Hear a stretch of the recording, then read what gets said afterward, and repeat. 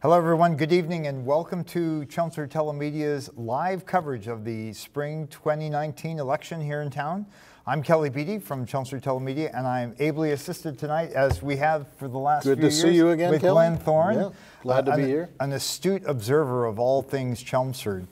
So Glenn, we're right here in McCarthy Auditorium. We're now 5 of the 9 precincts in town vote, so we're sort of, this is the new nexus. Election Central, yeah, right. Like, it used to be Town Hall. You know, I kind of miss... That was kind of fun, you have to admit. People would come racing in with strings of paper. We're past that already. But this is a good place to be because we'll be getting the results very quickly here. And in fact, we don't expect this show to last more than a half an hour unless something is really unusual in terms of getting the results back. And of course, I need to remind you that these results are all unofficial. And we'll get finality later on. So Glenn, we had a contested race for the Board of Selectmen, for the Board of Health, and for the Associate Planning Board. Planning Board position, that's right. So what does that tell you? Is that good ground for it's always good to have a contested election for the Board of Selectmen because then you get to see what are the current issues. If you catch any of the debates, I went to 3 debates, the CBA debate, League of Women Voters, and this year the Republican and Democratic town committees joined together to have one debate. The last 2 were in the police station and it was full. Every seat was taken. So that was good. There was some interest by people who seem to be interested every year. But you know, it would be nice if there was more interest on election day. So I mean, with the lack of many contested races here, school committee was not contested. Right. You know, there was only 1 new candidate. There were 2 new candidates, but only 1 above the 2 for the selectmen. Sometimes have been more than that. And then there's other races here that are very, you know, we do this every year. You know, Jerry Hardy running for the Cemetery Commission is a pretty safe bet. Yeah. So, I mean, there wasn't a lot of contested elections, and especially in the precincts, which is a little bit troubling because as we went through the listed candidates here, Precinct 5 only had 5 people running for 6 positions. Precinct 7, I think you saw, had 4, which is extraordinary. Precinct 8 only had 5, and this may be a symptom of something that might need to be addressed. Right. And I was speaking with Town Clerk Trish Juris before we came on the air.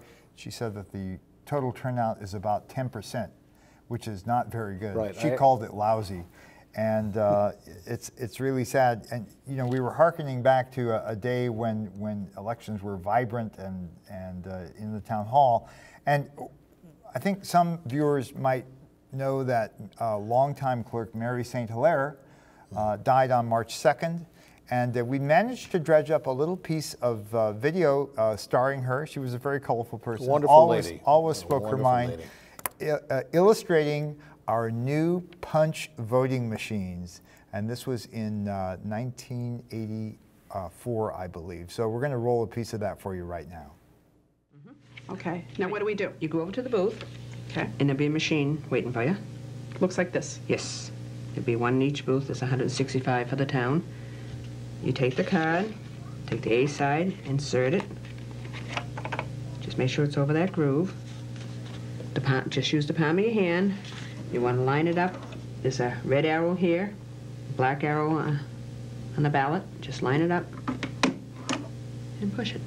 Okay, and then we vote on one side. Okay, then we take it out. Turn over to B side. And there are more people to vote for here. Yes. Then On these state were the committee state man, committees. it's vote for 1, so you only want to put 1 punch. Okay. Same with the state committee woman. Just vote for 1. Just move it along. Want to try it? Sure, let me see. Just palm of your hand. All right. It's harder upside down, I'm sure. I did it. Okay. All right. When you're done, take it out. You want to insert it in the envelope. That way it protects your privacy. Okay. No one can see how you voted. All right, now what about, it says on this envelope, write in. What if I don't like anybody who's listed here and I want to write in a name or I have a sticker for a sticker candidate? Right on the envelope, you put the person's title of office and name and address. Okay. Another question. What if I make a mistake? What if I punch too many or I punch the wrong one? What am I supposed to do? take the ballot back to one of the clerks. She'll write spoiled on it, and she'll issue another ballot. Okay, so I can do that twice. I can do that twice. Okay, that may be important, more important for some people than others. All right, now what about turning in the ballot? When I'm all done voting. When you've voted on all 4 sides, take your 2 envelopes, you go over, check your name out, Right? and just before you're ready to cast the ballot, you rip the stub off, and there's a box. You place it in the box. Okay. Then where the arrow is, you place that in the ballot box. Just like we used to do with our paper And ballots. it'll cancel your ballot. Okay. And you've voted. And I'm all set then. All right, now what about independent candidates? How do they vote in this primary? All right, when an independent goes in to vote, they're entitled to either ballot. The state actually provides 2 ballots for every independent voter in town. So when they either take a Democrat or Republican ballot, at that moment they're... When they check in? Yeah, they're enrolling in that party. So they Okay. go vote, and as they've cast their ballot, they can pick up one of these cards, which in effect says, hey, I don't want to be in a party, I want to be unenrolled or an independent. They fill it out and leave it right there in the shoebox, and they've gone back as an independent. Okay, so they've just declared a party affiliation for however long it takes them to Right. vote. Okay, and they submit the card in, and they're all set. And that card goes to your office then? Yes. And if they don't fill it out on the spot there, they can get one at your office anytime? Or if they don't fill it out, then they're enrolled in that party. So in September, they're apt to go out and find that they're either a Democrat or Republican and don't realize why they became one. Okay. These voting machines are going to be used for the first time on the March 13th election. You don't have to worry about it. In addition to this demonstration, there will be people at each precinct who can demonstrate the machine and make sure that you feel comfortable with it before you go in to vote. Don't hesitate to ask. Take the time to find out how it works. And we are looking forward to the election, and I hope that all of you will vote on March 13th. Thank you.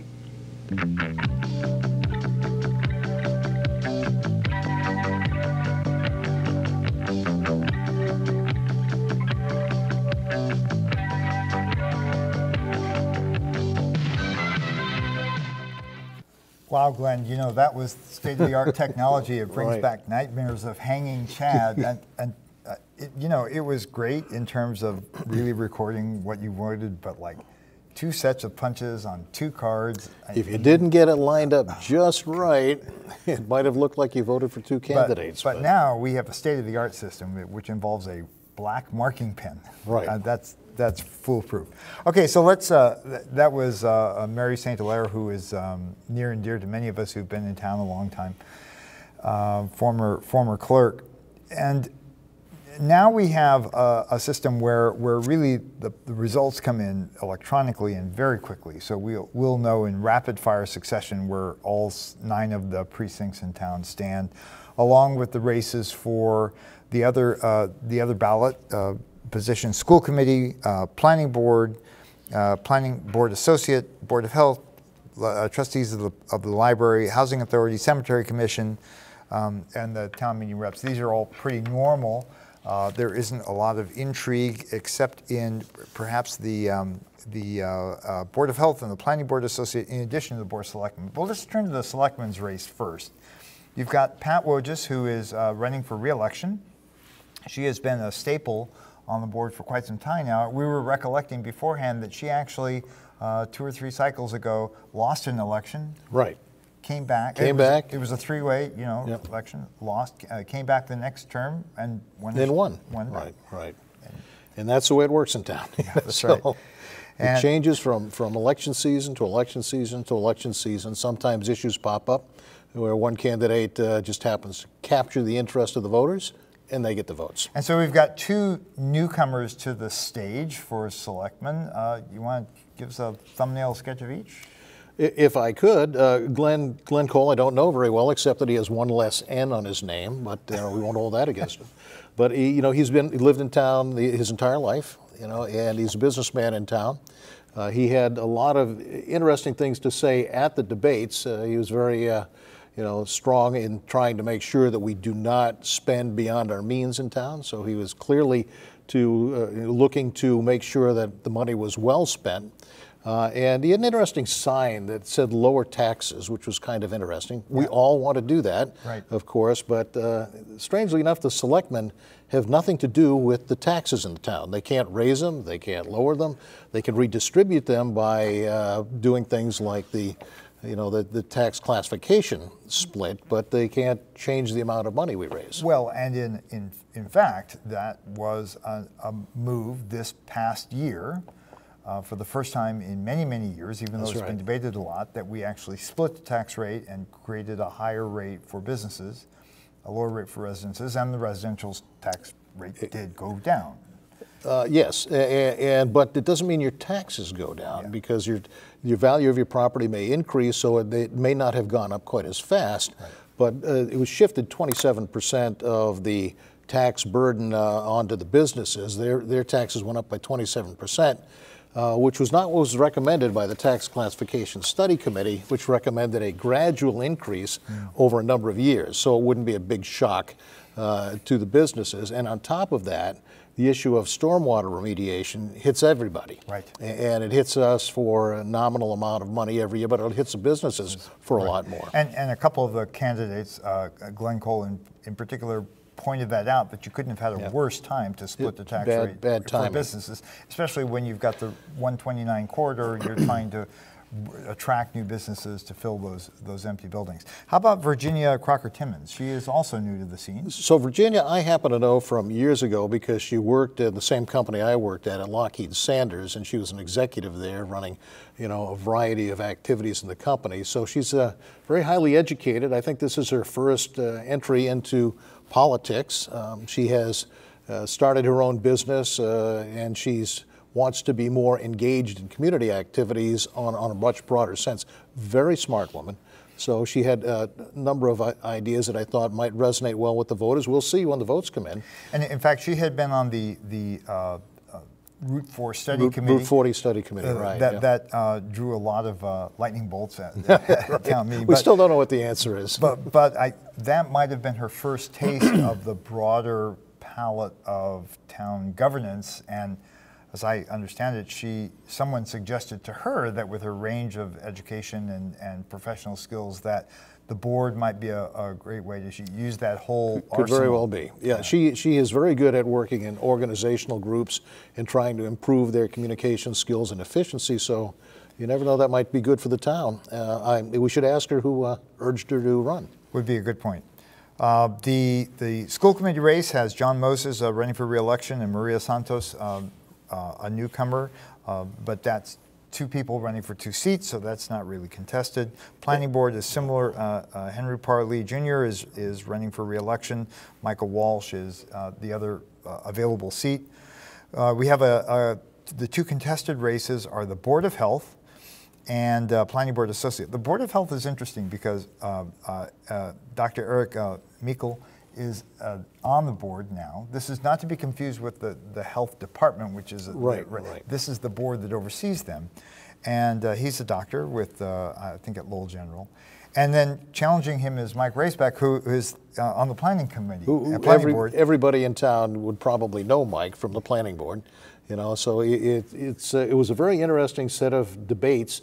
In fact, Mike had raised one possibility that perhaps a doctor ought to be a consultant to the Board of Health, because if you have two members out of the three talking to each other, it violates the open meeting laws, right. which that's right. That doesn't sound right, but it is true. And Mike was pointing out that recent activity within the Board of Health led him to believe that it could be run better, I think, and that's why he's in the race. And that's why he ran. And the final contested race is for the Planning Board Associate, Hank Hool, who's a retired firefighter and has been appointed to that position. Yeah, he is currently the associate, right, I believe, right. And Maura Snow, who is interested to see how the process works. So we'll find out how those go.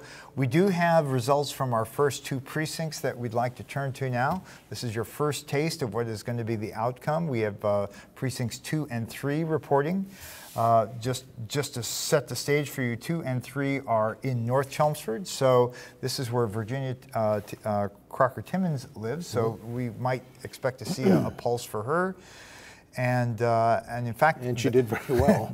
There you see, she's leading the 3 candidates for Board of Selectmen, with Pat Wojcik looking very strong, actually, in second place.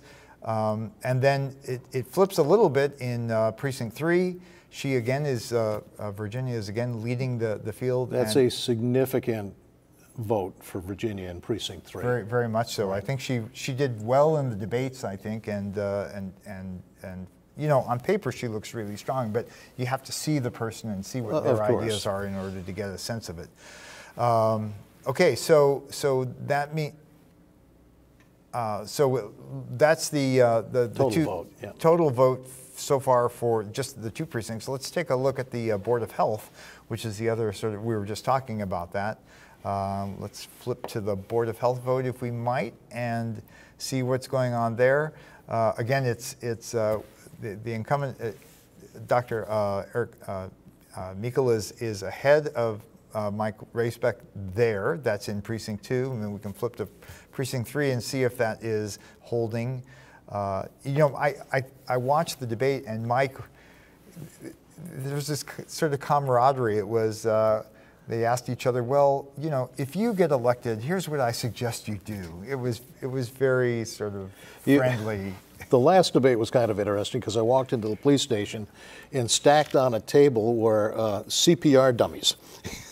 It's just the upper torsos of the bodies of people and babies as well. And I was trying to figure out now which candidate is going to use these in their presentation. Exactly. So those do that. Precincts 2 and 3 are in North Chelmsford, and so maybe it's saying something that they're reporting first. Trish Zuris, the town clerk, told me that Precinct 5, the low turnout was low across the board, which is and Precinct 5, sad. Which is South Chelmsford, my precinct, and mine, and yours as well, was not very. That was lowest of the low, and that doesn't bode well for Pat Wojcik. No, that's true, because that's a stronghold for her. I went in approximately 7:45 because I knew I was going to be here, and it was only 227 votes, which was extraordinarily low because it's usually well over 300. Yeah. So you know, something didn't quite click in voter turnout in Precinct 5, which surprises me. Yeah, because it's usually a stronghold, and in fact, it's reflected in the fact that there aren't 6 people running for town meeting rep. These are unfilled seats. That precinct is not going to be fully represented at town meeting. I can't remember the last time we had less than 6 candidates, It's usually and I've been here a long time. Right. Yeah, and it was surprising to see Precinct 7, same thing. Precinct 7 usually has an abundance of candidates, and they didn't have 6 candidates. That's West Chelmsford, and right.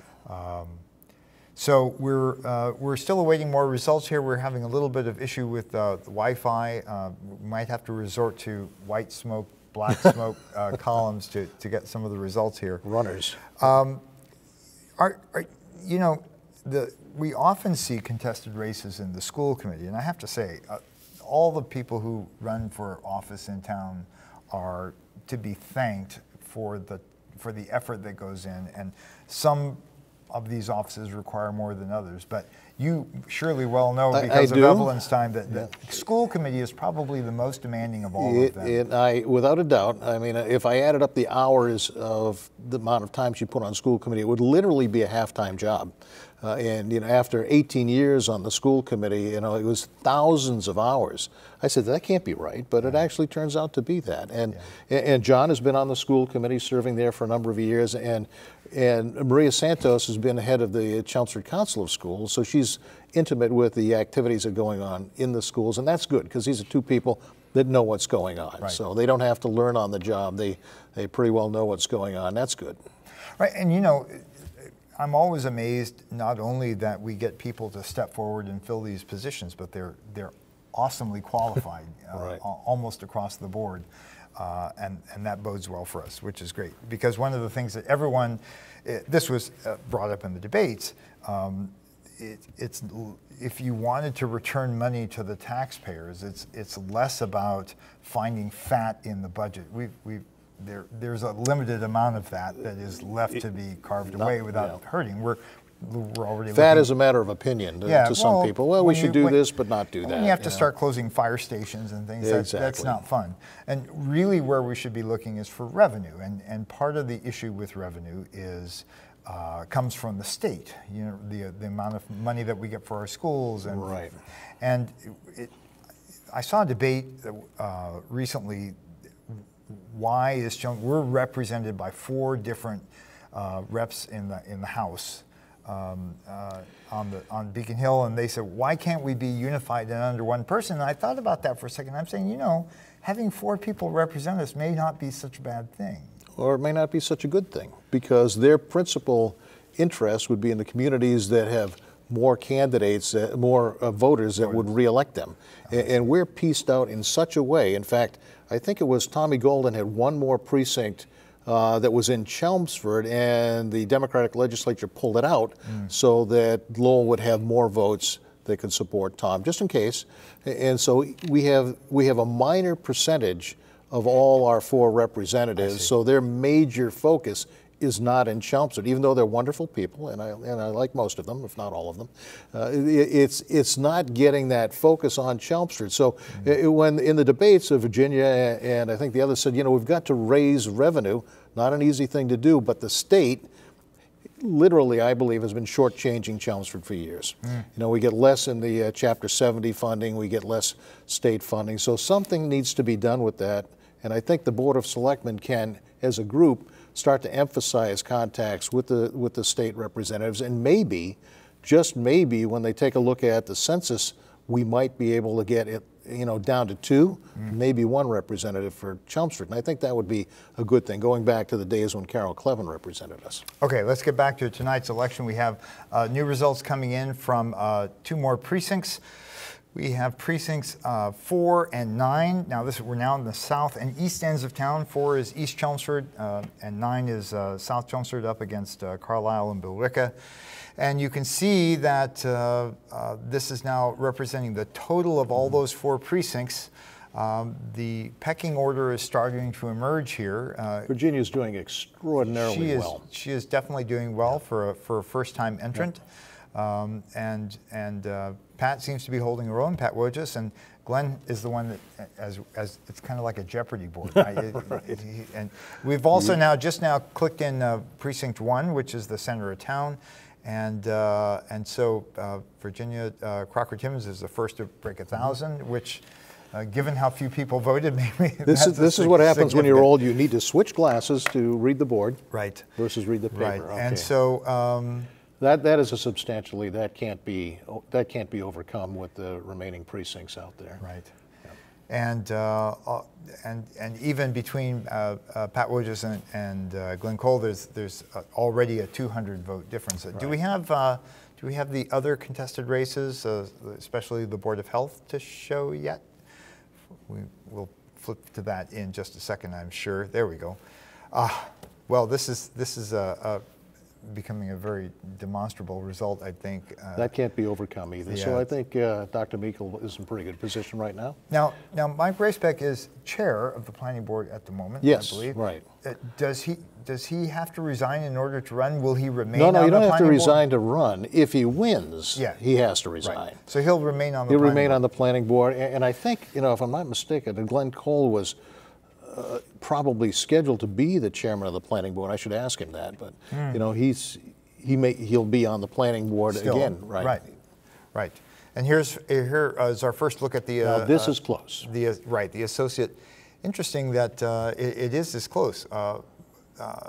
Henry Houle is already there as the associate. He's been there for a while. Had been appointed. Maura Snow is looking to learn the ropes, and so. Well, in the debates, Maura was very effervescent. I mean, she was just full of energy. We like energy, and anybody serving the town. You know, we don't like people who sit in the chairs and fall asleep during the meetings, and neither Hank nor Maura would do that. But, you know, Maura is a person I didn't know. I was very impressed with her presentation at the debates. She had an extraordinary amount of energy and open to new ideas. Hank had a lot of, you know, history in the town that people had known from the fire department, and you know, he did have a sort of a head start on knowing what's going on in that particular position. So it's surprising it's this close, but not really. Well, and full disclosure, Maura has been on the Chelmsford Telemedia board for a number of years, and so that's how that's how I got to know her. That, you know, it's a stepping stone for every major candidate, of course. And I'm here, so. And so I can attest to the fact that she is effervescent and she's extremely well organized. She's a HR professional, and so I'm sure she'll bring a lot of, we'll see that side of her, that serious side. Nobody's going to really lose in that particular race because they're both terrific folks. Right. So now we're clicking through the various precincts that have reported so far. And I'm trying to remember, was it precinct 3, I think, that Glenn Cole actually beat Pat Wojcik? I would expect him to do well in precinct 6. See, there's 3 up there where he had a slight lead, right. 9 votes. Right, and he's from the Westlands area, I believe. That's where he lives, and I'm wondering, we haven't seen precinct 6 yet, which is sort of that area, if we might expect to see a pulse come in for that. Again, everyone, these are unofficial results so far. And we're not probably going to show you tonight the results from the town meeting reps, but we'll see how that goes. We'll wait to see if we can get those queued up so that you can see those numbers. And again, these are unofficial results. The other races are sometimes contested, sometimes not. Library trustee, cemetery commission, they tend to not be hotbeds of controversy. And competition, right? Right. So controversy leads to competition, but you're correct, because the thing about Chelmsford that has always impressed me, and Evelyn and I have been town meeting reps since 1989 when it started, is how many people and how many new people and how many older people continue to serve the town in any capacity that they're comfortable with. Right. Some people stretch out into the Board of Selectmen and the school committee, and some as town meeting reps where a lot of action takes place. Right.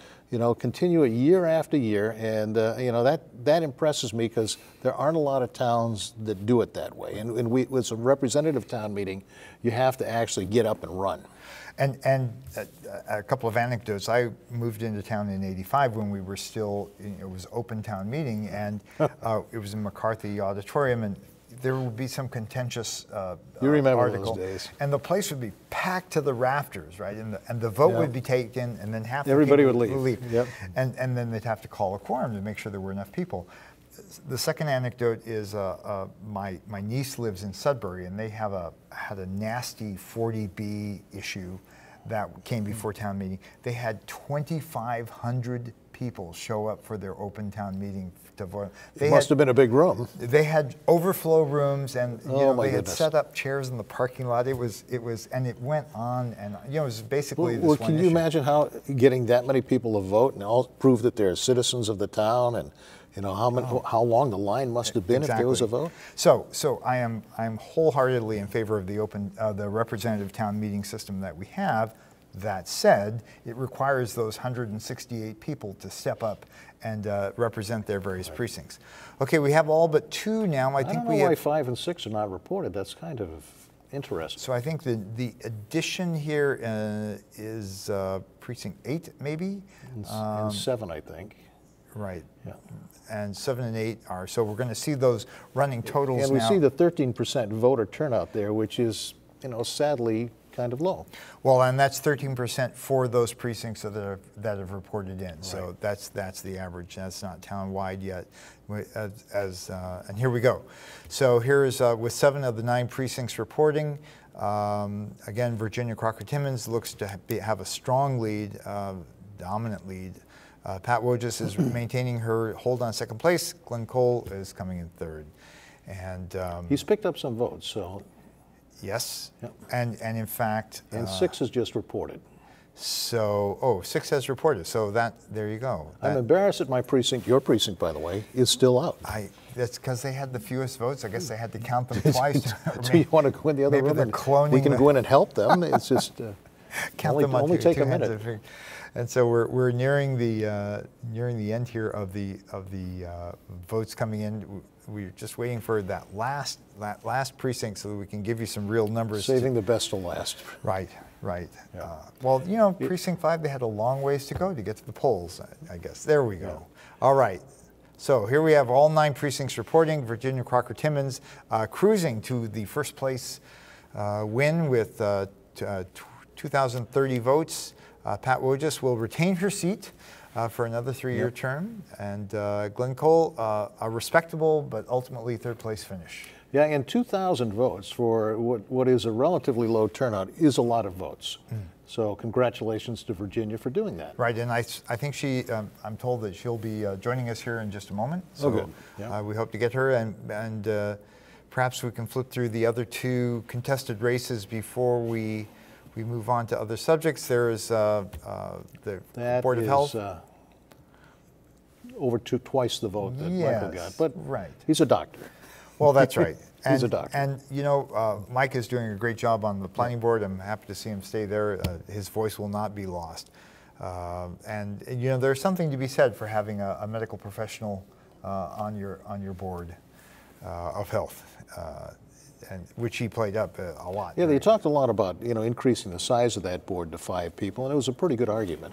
So we'll see, you know, whether that's entertained sometime in the future. Right, and then finally the race, which had been close for the planning board associate. I hope we can get that number up. Oh, there we go. It's still close, but that's all the votes in. That's all. That's very close. Very close, and two great candidates. Yes, obviously. Yep. And of course, you know, this doesn't include write-ins, which obviously there might, but the absentee ballots might make a difference. So we'll have to see how that goes. Yeah, 50 is still a lot to make up on just absentee ballots. I think so. But I think Maura can feel good that it's a tremendous showing for the first time out. And so we're kind of amazed at that this race was so close and the others. I mean, had you expected Virginia to end up first? She had very good. Oh, speaking of Virginia. She had very good debates.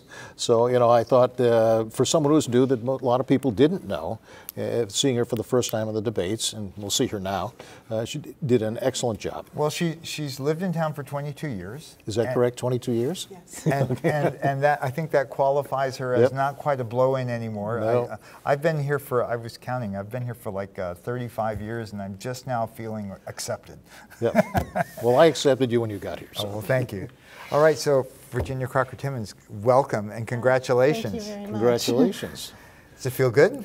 It does. It's been a lot of hard work and a lot of great volunteers. So. I was noticing in the Chelmsford Independent, you must have really put the screws to some of your volunteers, because there were like 6 or 7 letters, long, lengthy, passionate letters on your behalf. And well, we had 5, but I didn't put the screws to anyone. We just asked if anybody would like to write a letter, and people came forward. So it was very nice. So you come with a very strong resume, a strong background. What prompted you to run for the board? When I was in the defense industry, I got involved with that sector of the federal government, and I did a lot with our lobbyists, and back then I had an interest in public service, but the demands of my career were such that it wasn't really anything I could pursue. And I recently got involved in the Route 40 Study Committee, and we started looking at our immediate neighborhoods, but then we really started reaching out across the town to different stakeholders and different committees. And that kind of just re-sparked my interest again in serving in a much broader capacity. So I thought about my background, and some of my colleagues made some suggestions, and I just felt like the Board of Selectmen was the right fit. It was like Board of Selectmen, Cemetery Commission. Jerry Hardy is tough to beat in the Cemetery Commission. Yeah. And so, you know, this is an auspicious moment, because with Pat Wojcik being reelected, we'll now have a female majority on the board for the first time in history. And so that is tremendous in and of itself. Because it wasn't so long ago that there were no women on the board. I think Sue Gates was the first in modern. No, I don't think so. I'm trying to think of the lady's name, and I should remember it.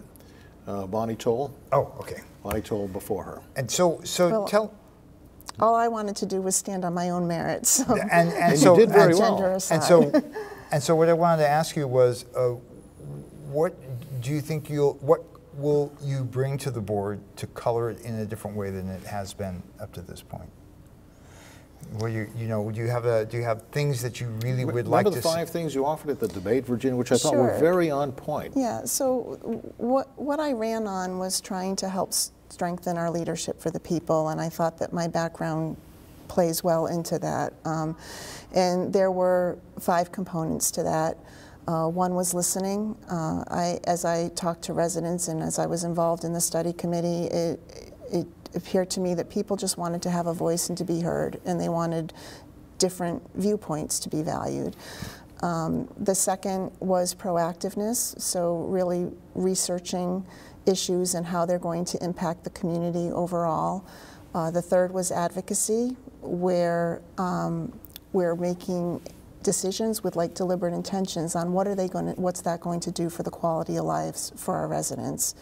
And the fourth was transparency, really looking at not only the top level information and making sure that that's communicated, but also how do we ensure that some of the lower level implications and impacts are brought to the surface and understood. And then the fifth was fiscal responsibility, you know, carefully watching expenses. I really think there's a lot the Board of Selectmen can do to actively participate in revenue growth and just making sure that we're making the best use of all of our taxpayer money. I'd like to touch on a couple of those. Revenue Sure. growth was an active topic in the debates. Yep. In an era where we're trying to reduce the tax burden on the citizens, there's not a lot of fat in the budget. Correct. We've seen. And so the next avenue that you would go is revenue growth.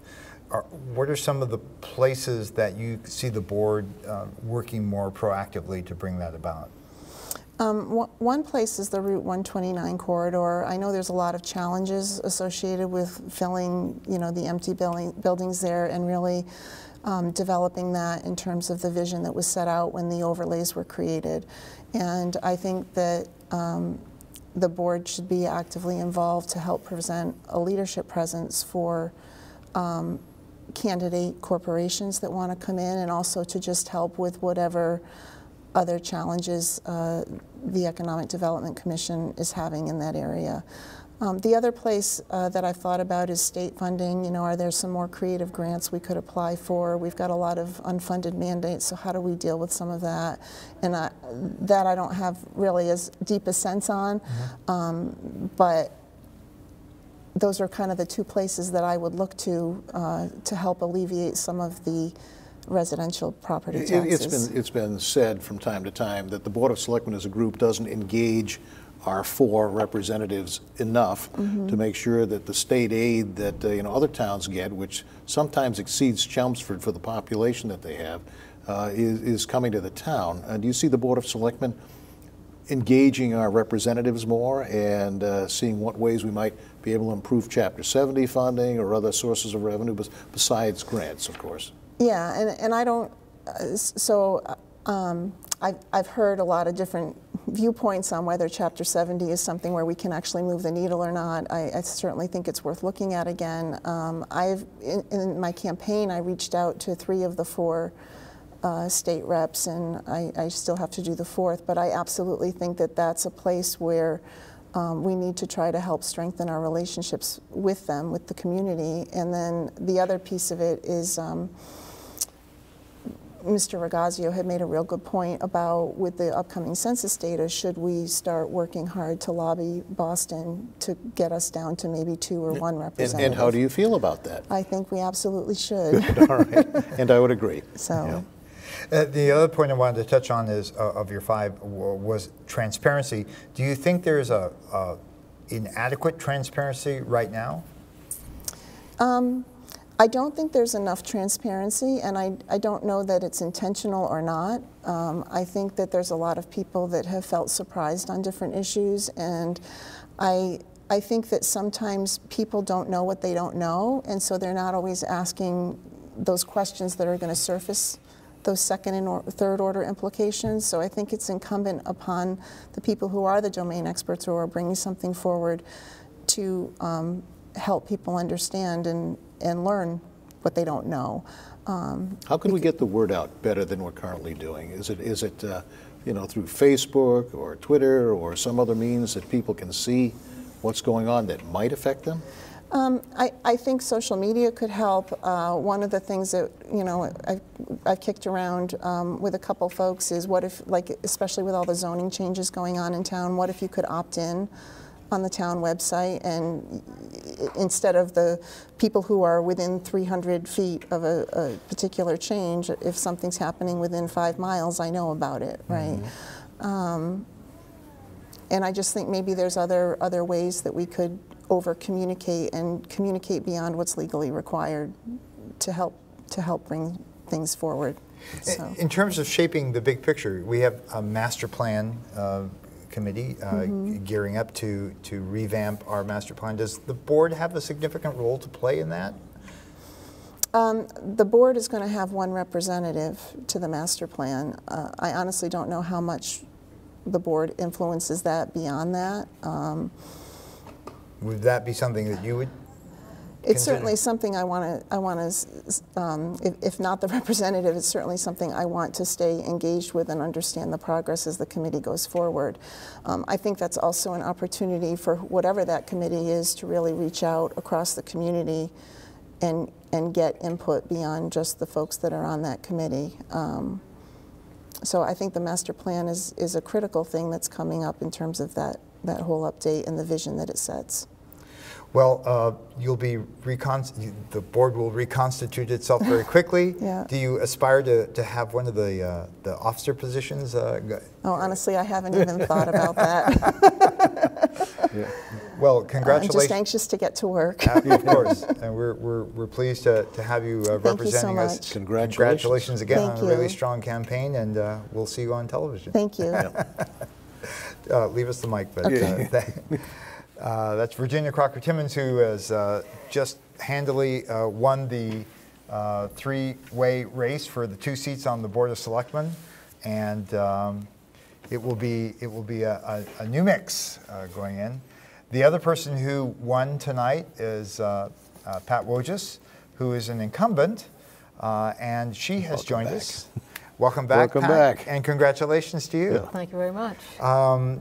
It was three-way races are always a little nervous time. Very nervous, yes. You were in a three-way race. Was it 9 years ago that you ended up on the losing end, and then you rejoined the board? That's right? correct, yes. And so this will be what, your 4th term on the board collectively? This was actually the 7th time I've run for selectman, my 5th win. So I've lost twice. I don't want to talk about those, but that's not for tonight. Let's not. But one of the terms was like in a year and a half versus the usual 3. So right. I've been on about 10.5 years now. So what do you ascribe to your win? Why do you think the voters chose to bring you back? Well, I'm hoping it's because they have the confidence in my judgment and my abilities and my knowledge of how the board works, and I guess they see something in me that works well on the Board of Selectmen, and I tend to agree with that assessment, and I hope that is the assessment of the voters in the town. I mean, Virginia, as you said, ran an amazing campaign. So good for her. I'm looking forward to working with her. And Glenn ran also a very good campaign. I mean, I didn't know until I saw those numbers how it was going to turn out. I figured, I kind of suspected that Virginia would be the top vote getter because she has been seen everywhere and she's been doing such an amazing job. And I knew it was going to be a dogfight between Glenn and me. So. Yeah, probably maybe the most difficult vote that you've taken recently on the board was the tax classification, which you voted not to split the tax rate. Correct. And ended up in the minority on that. Where do you see that going in this coming year? Do you see it, maybe the lion's out of the cage now, but... Yeah, I don't know. I mean, it is. I mean, there might be some adjustment to it. I would see maybe that happening. But I can't see it reverting all the way back to a single rate in 1 year, because that would be, then you have the opportunity next year, maybe the board again would change and it would go back the other way. And I think that would be a disservice to everybody, to the businesses and to the residents, if we were to have such unpredictability in as far as how you anticipate your budget, what you're paying for taxes. So we need to figure out some way to have it be more consistent. I had proposed it, recently, that perhaps there should be something in the Board of Selectmen policies. Although policies aren't really law, and they can't bind the board to do anything, they're more guidelines. Maybe have some strong encouragement in there to limit the amount that a shift would typically be in some way. I mean, maybe that would, like I said, maybe nothing more than encouragement or recommendations, because you can't mandate anything like that. Before we leave that topic, since that vote was taken some time ago and now it's had, it's allowed to sort of settle in, do the folks in Town Hall, the Economic Development Office, do they think that this split tax rate and the increased taxes that it brings to the business community, is that a disincentive to bringing other companies into town? I had heard that it's not really something that's a major factor in making the decision. I think it probably depends on the size of the company that you're talking about. Obviously, a larger company can absorb an increase like that a lot more than a smaller one can. And quite frankly, I've seen that in fundraising efforts for nonprofits, where you used to be able to go, up and down the 110 or in Chelmsford Center and get donations, and businesses are a lot more reluctant to do that now. You make a very good point. Both you and Virginia in the debates had indicated that you wanted to assess the impact. One of the impacts is just what you've said. Yeah. With the extra expenses, especially on small businesses, their community contributions in some cases have gone down. So what do you think you might want to do, just talking to the businesses to see how it's impacting them, and residents too, because we have the stormwater expenses on top of the tax classification adjustments. So that's a pretty big hit in 1 year. It absolutely is, right. Maybe it is doing some kind of survey. I know Lisa Maroney, the business development director, has done a survey for all the businesses. It'll be interesting to see what kind of results she's gotten from those. But just anecdotally, I do know it has affected them. Like I mentioned several times before, everybody, especially businesses, have budgets for what they anticipate having to pay for taxes, and then to have everything be increased so dramatically is a big hit. Yeah, for so many years, everybody was working together kind of on a level playing field, and now it's not so level anymore. Not so level. And you see things changing. And I, for one, was not in favor of splitting the tax rate, because things seem to be working fairly well. Right, but there's a lot of pressure in town to reduce taxes, and I think that is maybe a temporary, right. Unfortunately, it is only temporary. Right. Unless we keep see it for 1 year. And then the second year, and even though you're adjusted to different levels, your taxes are going to go up. Right. That's exactly right. So you have plans or an agenda for this coming term, things you'd like to see move forward? Well, first of all, I had to get reelected, and so that part is done. First things first. I mean, just a couple of things that I've thought about recently is, one is maybe more regionalization efforts. We've done a few. I'm the chair of the Northern Middlesex Council of Governments, and I was also fortunate to get reelected, because if I hadn't been, I would be off the Northern Middlesex Council of Governments, and so I could no longer be the chair. But we meet with the other surrounding communities, and there's some efforts right now to do regionalization. Stormwater initiatives being one. There's other services that have been talked about maybe that way. And then another one that seems to have been a hot button issue more lately than I've noticed in a while is traffic in the center. I mean, it seems to have been getting progressively worse, and not just traffic, but roads in general. So many people complain about the potholes, and potholes are going to get fixed eventually. This year was a bad year. It was a bad year.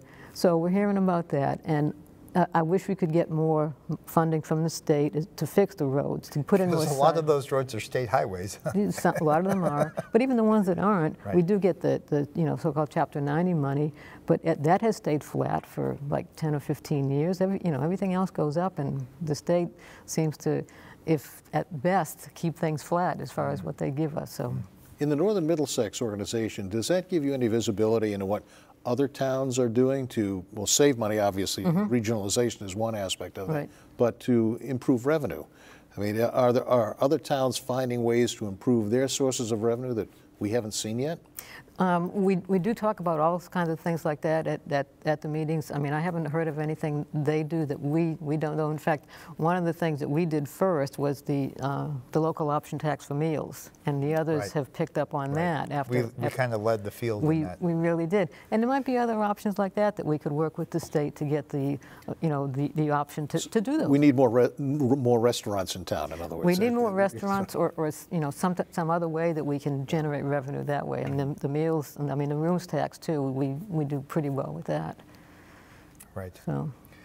Well, Pat, we want to congratulate you again on thank you very returning much. to the board, and we look forward to seeing you continue and keep that steady hand. Okay, I'm working on it. More challenges ahead. There you go. Congratulations. Right. Congratulations. Thank you. Yeah. Right, thanks. So we are getting near the end of our live coverage here.